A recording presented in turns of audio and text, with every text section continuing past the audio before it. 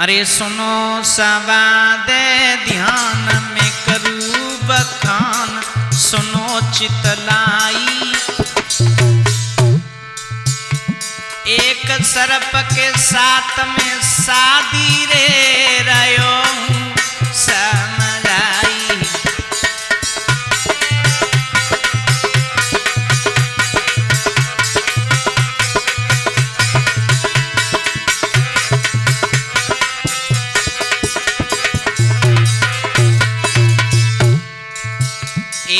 सुनो सवाद ध्यान में करूँ बखान, सुनो रे चितलाई।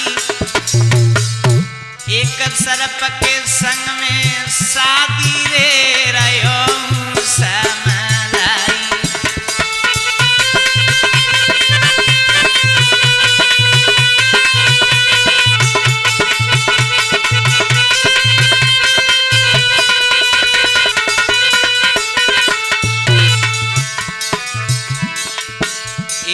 सुनना दे के ध्यान में करूँ बखान, मैं वेद बताऊं। सुनना दे के ध्यान में करूँ बखान, मैं वेद बताऊं। एक अजगर लवर की कहानी रे शिवम के सिट में गाऊं।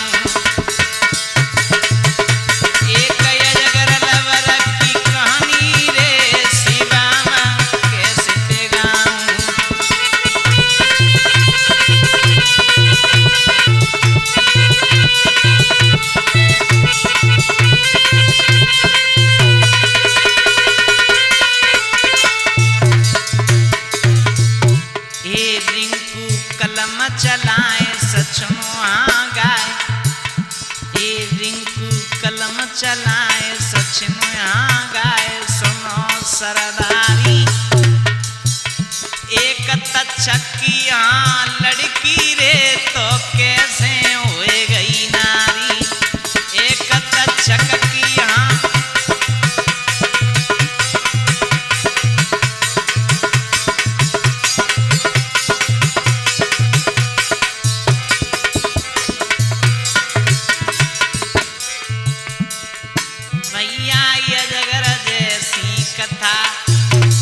शिवम के सिट में गाता हूँ।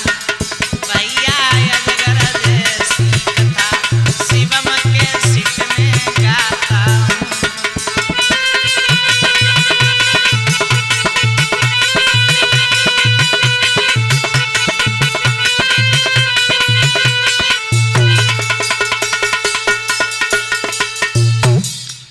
आदरणीय सभी श्रोता बंधु माता एवं बहनाएं, आज हम शिवम कैसेट के द्वारा दर्शाने जा रहे हैं किस प्रकार एक बिटिया की शादी एक अजगर सर्प के साथ हुई। बड़ी ही सुंदर कथा है। एक बड़ा ही सुंदर गांव था जिसमें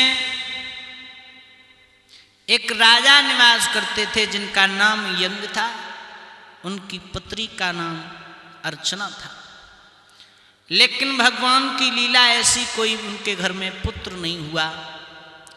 अब तो अर्चना बड़ी दुखी रहती है, विधाता मैंने पता न कौन सा पाप किया है, कौन से जन्म में जो मेरे संतान नहीं हुई।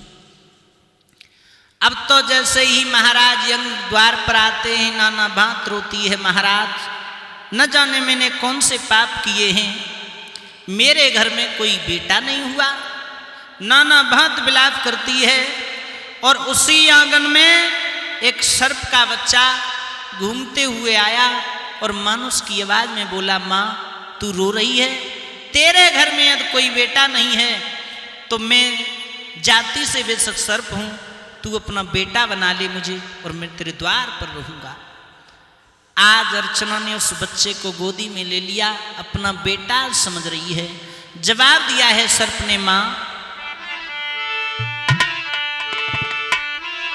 एक करुणा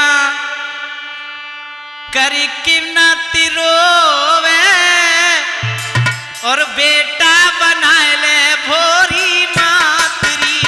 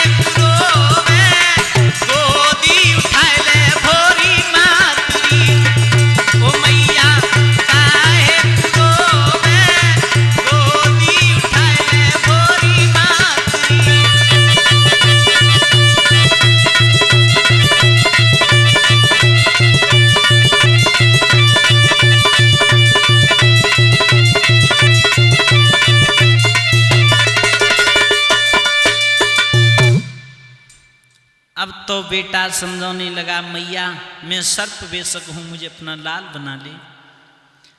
आज अर्चना ने उस बेटा को अपनी गोदी में ले लिया, दूध पिलाने लगी है, बड़े लाड प्यार से उस सर्प को पालने लगी है। और इधर धीरे धीरे जब सर्प बड़ा हुआ, अब तो आंगन में डोलता है। मैया को एक चिंता होती है, यदि इस जगह ये मानुस होता तो इसकी शादी हो जाती, लेकिन भला इसकी शादी कैसे होगी। समय के उपरांत एक दिन सर्प अपनी भाषा में बोला, माँ देख मैं तेरा लाला हूं, वो तुझे नहीं पता। तेरे इस नगर का जो राजा है बड़ा ही पैसे वाला है, धनवान है, गुणवान है, लेकिन मैं ये चाहता हूं उस राजा की राजकुमारी से मेरी शादी हो जाए। मैया ने जवाब दिया, कहाँ वो मानव और कहाँ तू सर्प, बेटा ऐसा नहीं हो सकता। जवाब दिया सर्प ने, मां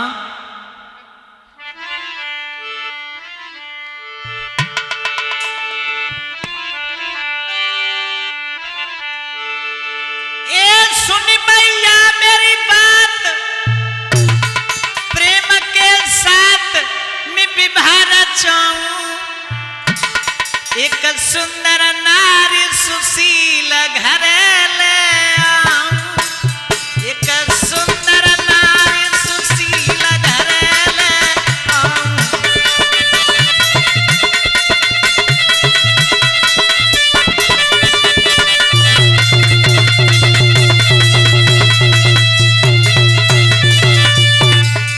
मैया ए सुन ले मेरी मात,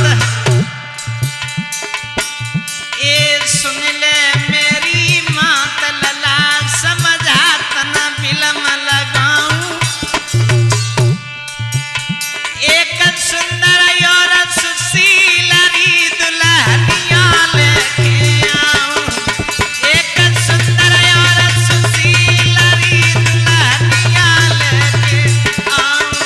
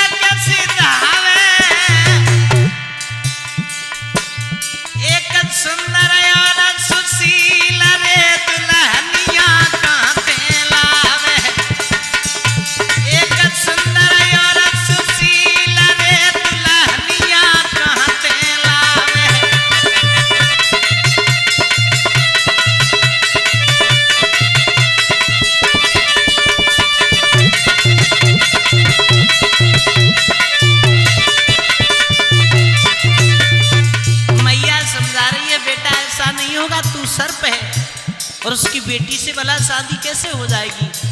तब तक यंग आ गए और जवाब दिया, पिताजी मैया मना कर रही है ना राजा की बेटी से शादी के लिए। सुनो पिताजी, हे बबला ले बुलाए कहीं समझाए, न बिलम लगाओ, जो त्यारे नगर को राजा रे महलन में पिताजी जाओ, जो त्यारे नगर को राजा रे महलन में पिताजी जाओ।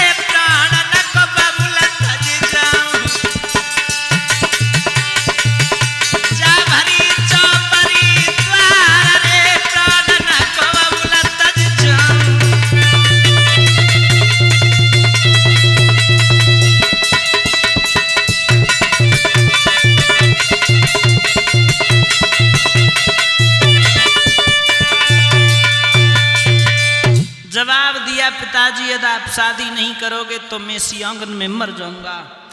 अब तो यंग महाराज व्यतीत दुखी हो गए, यदि इसकी बात नहीं मानता हूं तो ये मर जाएगा, और राजा के द्वार पे गया तो राजा मेरी बात नहीं मानेगा। अब तो देव दयाल महाराज के द्वार पर पहुंच गए, कचहरी लगी हुई है, बड़े बड़े सूर बैठे हैं, मस्तक को झुकाया। देव दयाल महाराज ने जवाब दिया, यंग कैसे आना हुआ?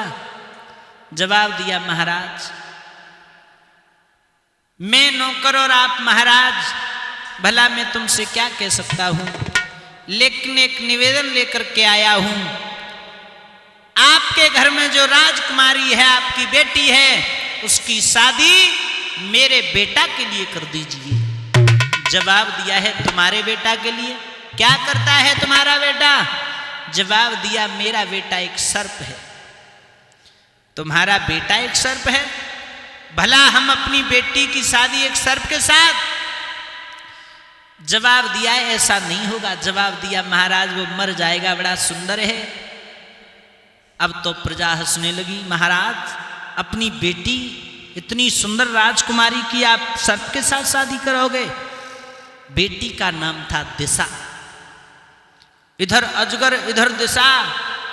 अब तो विचित्र लीला हो गई लोगों। महाराज ने शर्त रखी है दो, या दोनों शर्त तुम्हारा बेटा कर देता है तो मैं अपनी बेटी दिशा की शादी उस अजगर के साथ कर दूंगा। पहली शर्त है कौन सी? कि अपने बेटा से ये कह दो जा करके कि हमारी बेटी के लिए एक शाही महल बनाए। यदि हमें वो पसंद आया फिर दूसरी शर्त बताएंगे। तो आज महाराज चले हैं और अपने बेटा अजगर से बोले हैं, यंग बेटा शर्त क्या है राजा की पता है? क्या? एक शाही महल। जवाब दिया, पिताजी आप आंखें बंद कर लीजिए। हे आगे बढ़ के कुंवर दिशा याद करवायो, जाको बबुल के नी नहीं बंद महला बनवायो, जाके बबुल के नी नारे बंद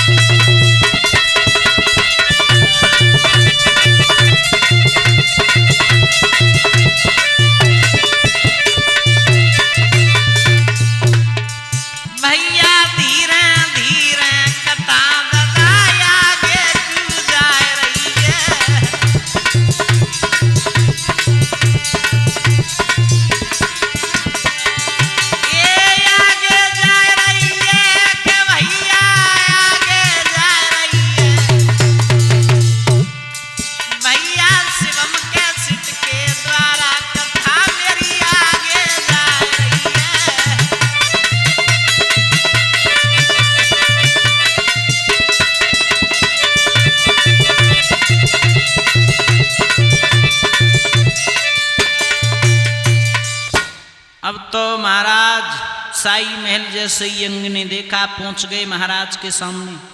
जवाब दिया, महाराज तुम्हारी जो शर्त थी, पहली शर्त पूरी हो गई है, दूसरी शर्त बताइए। अब तो महाराज ने जब साई महल देखा दिल गदगद हो गया। देवलाल गए जब साई महल देखने, आहा गजब हो गया। दूसरी शर्त रखी कि हीरा जवाहरातों का एक कुंड भरा होना चाहिए। अब तो अजगर ने वो भी पूरी कर दी। अब समय वो आ गया कि दिशा और अजगर की शादी का दिन जब आया, तो जब दिशा के सामने सर्प पहुंचा है, बारात गई है, बड़ा सा रथ सजवाया गया, उसमें अजगर अपनी सूंड को लेकर के फुसकार दे रहा है। और जिस समय दिशा के सामने वो अजगर पहुंचा, बेटी ने जब उस सर्प को देखा बिल्कुल ही नहीं डरी, मस्तक झुकाया। सर्प ने जवाब दिया, मैं एक सर्प हूं और आप एक लड़की हो, आप डरी नहीं। जवाब दिया, जैसे मेरे पिता ने चुन दिया है तो मैं जीवन आपके साथ व्यतीत कर सकती हूं, डर किस बात का है। अब जब 7 फेरे उस बेटी के साथ पड़े हैं, जैसे ही फेरे पड़े और जिस समय सैन कक्ष में दोनों पहुंचे, एकदम से उस अजगर का भेष बड़ा ही सुंदर पुरुष बन गया। अब तो बेटी ने जब देखा दिल गदगद हो गया, आहा ये क्या हुआ। जब सर्प को देखा है कि ये तो मेरे पति एक मनुष्य के रूप में आ गए, अब तो हंसने लगी। और जब वो हंसी की आवाज उसकी मैया के कानों में पहुंची, तो मैया ने सोचा कहीं मेरी बेटी संकट में तो नहीं है। भाग खड़ी हुई तो क्या देखा है कि अजगर का जो मृत शरीर है वो पड़ा हुआ है, एक बड़ा ही सुंदर पुरुष खड़ा है। एकदम से उस मैया ने मृत शरीर को उठाया और कुंड में डाल दिया। और जैसे ही अजगर का वो शरीर जलने लगा, एकदम से वो अजगर तोता बन गया। तोता बन गया। अब तो भाग खड़ा हुआ। बेटी ने जवाब दिया, मैया तूने ये क्या किया। तोता ने जवाब दिया है अपनी भाषा में, सुनो सासू मां। ए भारी ओ या सराप बनूरी मानुष प्यार, तेने कुंड में दियो जराई बनाए दयो तोता न्यार। तेने कुंड में दियो जराई बनाए दयो तोता न्यार।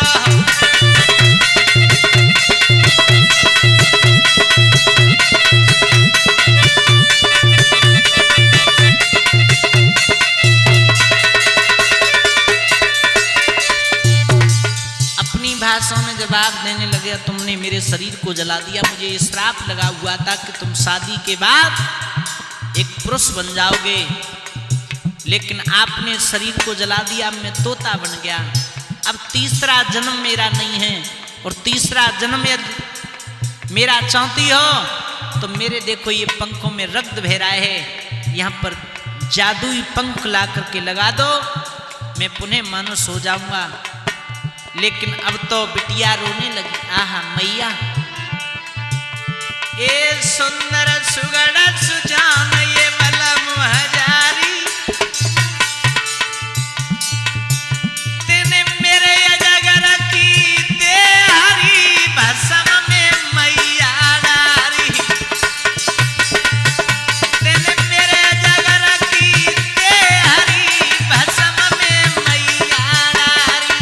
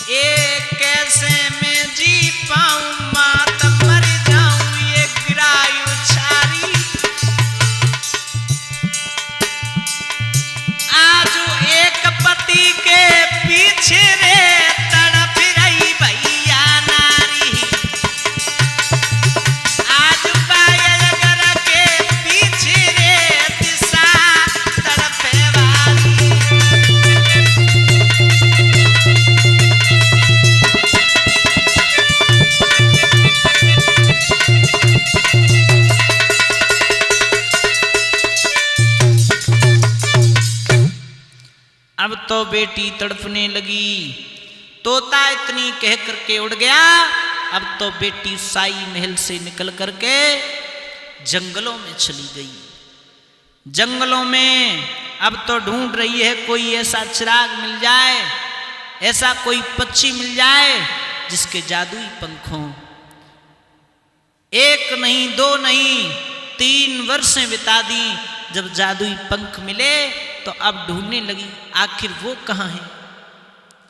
तो उसी साई महल के ऊपर बैठा वो तक रहा है कि आज शायद मेरी जिंदगी पुनः वापस हो जाए। तो उस तोता को उस बिटिया ने अपने हाथों में लिया है और जब पंख लगाए हैं तो बड़ा ही सुंदर पुरुष बनकर खड़ा हो गया। दोनों अपने एक साथ साई महल में रहने लगे हैं। कहानी का यहीं से विराम है। यहाँ से आगे नई नई कहानियाँ शिवम कैसेट में द्वारा आप श्रवण करेंगे।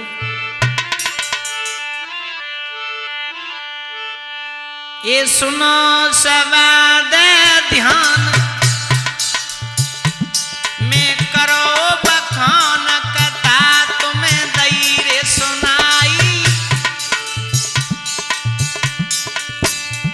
एक बिटिया और अजगर की रे मैंने शादी दई सुनाई।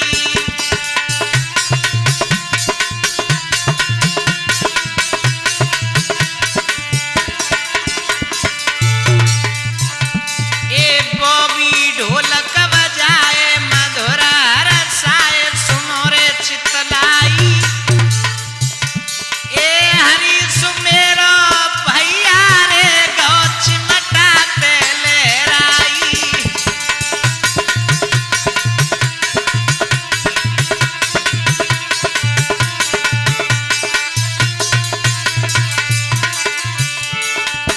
ए शिवम कैसेट में गाऊं तुम्हें समझाऊं, सचिन रहे कथा सुनाई।